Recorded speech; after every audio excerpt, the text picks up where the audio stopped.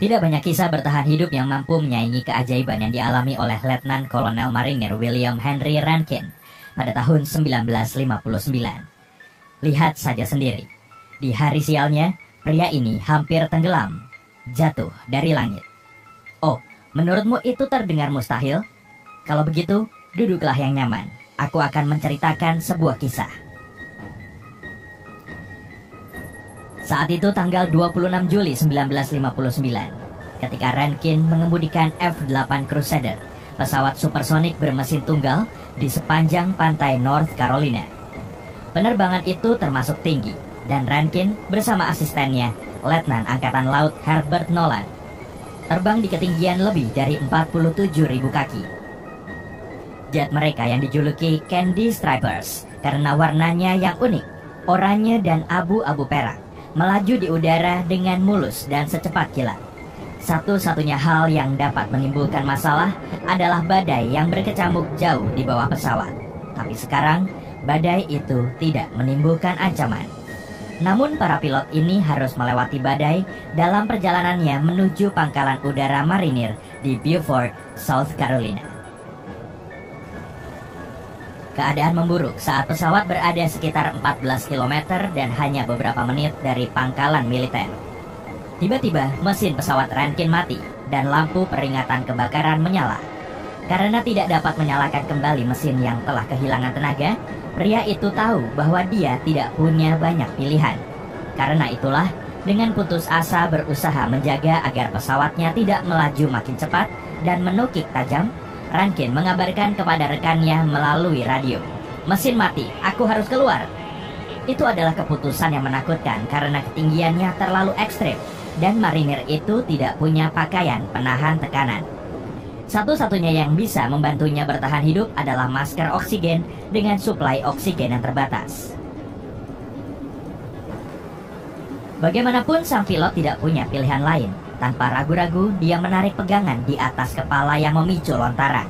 Dan dalam sekejap, dia sudah mengudara dan pesawatnya menghilang di awan di bawahnya. Sekarang, Rankin terjun bebas di ketinggian 40.000 kaki dengan suhu minus 54 derajat Celcius. Biasanya para penerjun payung olahraga melakukan lompatan dari ketinggian 3.500 hingga 10.000 kaki. Hanya para ahli yang sangat berpengalaman yang terjun dari ketinggian lebih dari 15.000 kaki. Meski begitu, hal itu juga dapat menyebabkan komplikasi serius jika mereka tidak menggunakan peralatan yang diperlukan, termasuk pakaian bertekanan, yang seperti yang kita tahu tidak dimiliki Rankin. Itu berarti bahwa ketika pria itu berada pada ketinggian yang belum pernah terjadi, dia mengalami dekompresi yang parah.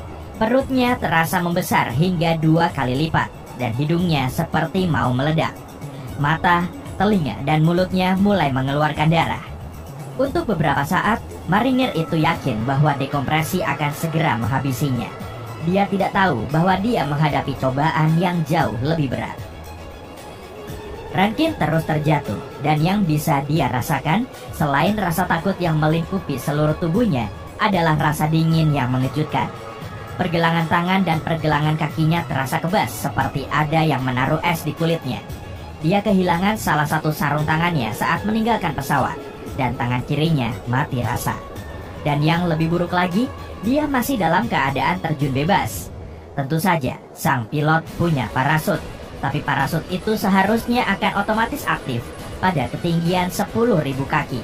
Dan bahkan, jika Rankin memutuskan untuk membukanya, dia tidak akan bisa melakukannya. Itulah sebabnya dalam hitungan detik dan dengan kecepatan yang memusingkan, pria itu menghantam badai yang di menit-menit sebelumnya dia hindari saat di pesawat. Dan saat itulah bencana lain terjadi. Rankin jatuh menembus awan hitam dengan jarak pandang yang hampir nihil selama sekitar 5 menit, seraya dikelilingi oleh petir, hujan es, dan angin kencang. Ketika ada yang tidak beres dengan barometer yang seharusnya membuka parasutnya secara otomatis. Terkecoh oleh cuaca buruk yang berkecamuk di sekitar sang marinir, barometer itu terpicu sebelum waktunya, dan pria itu terjebak di tengah-tengah badai petir. Namun, itu bukanlah badai petir biasa. Bukan, pilot pesawat tempur berusia 39 tahun yang nahas itu terjun ke dalam awan cumulonimbus. Awan ini yang sering terlihat seperti jamur besar yang menggembung, sangat padat dan cenderung muncul di daerah yang atmosfernya sangat tidak stabil. Selain itu, awan semacam itu berbentuk vertikal, dan puncak awan yang paling dahsyat bisa mencapai ketinggian 70.000 kaki. Semakin tinggi awan cumulonimbus, semakin tidak stabil dan ganas di dalamnya. Itulah kondisi yang dialami Rankin setelah parasutnya terbuka terlalu dini. Sebaliknya, bahkan jika parasutnya digunakan pada ketinggian 10.000 kaki yang seharusnya, pria itu masih akan tersedot kembali ke atas awan karena aliran udara ke atas. Bagaimanapun, sang pilot tidak punya waktu untuk memikirkan hal ini. Tubuhnya terombang-ambing seolah-olah dia hanya sekedar boneka kain. Dia membentur kain parasutnya, jatuh kembali ke bawah, dan siklus itu pun berulang lagi. Goncangannya begitu buruk, bahkan pilot pesawat tempur yang berpengalaman pun merasa mabuk udara. Petir menyambar dan bergemuruh di sekitar Rankin, dan meski tidak mendengar guntur, dia bisa merasakan getarannya di sekujur tubuhnya. Gumpalan hujan es begitu besar di waktu-waktu tertentu. Rankin khawatir itu akan merobek parasutnya. Namun yang terburuk terjadi ketika pilot tersebut jatuh di tengah hujan. Untuk beberapa saat yang menakutkan, pria itu yakin bahwa dia akan tenggelam. Dia mencoba mengambil napas, tapi dia malah menghirup seteguk air. Jika dia tetap berada di wilayah badai itu lebih lama lagi, tenggelam saat jatuh bebas di udara akan menjadi akhir yang sangat menakutkan. Dia berusaha menahan napas, tapi itu adalah hal yang sangat berbahaya untuk dilakukan saat jatuh dengan kecepatan sangat tinggi. Sementara itu, Rankin juga terlempar ke atas dan ke bawah, kadang-kadang mencapai ketinggian 5.000 kaki. Baginya, sepertinya dia sudah lama sekali jatuh dengan semburan udara bertekanan yang menghantamnya sepanjang waktu. Untungnya, tidak hanya hal-hal yang baik, tapi juga hal buruk akan berakhir. Ketika Rankin akhirnya mencapai dasar cumulonimbus, dia telah berada di dalam sana selama lebih dari 40 menit yang menyiksa. Sang pilot terkejut saat mengetahui bahwa dirinya bisa dibilang tidak terluka. Petir tidak menyambarnya, parasutnya masih utuh, dan dia tidak tenggelam dalam air hujan. Satu-satunya hal yang dia khawatirkan sekarang adalah cara dia mendarat. Pada awalnya, Rankin turun menuju tempat terbuka, tapi nasib buruknya terus berlanjut, karena pada saat terakhir, embusan angin yang kuat melemparnya ke sebuah pohon.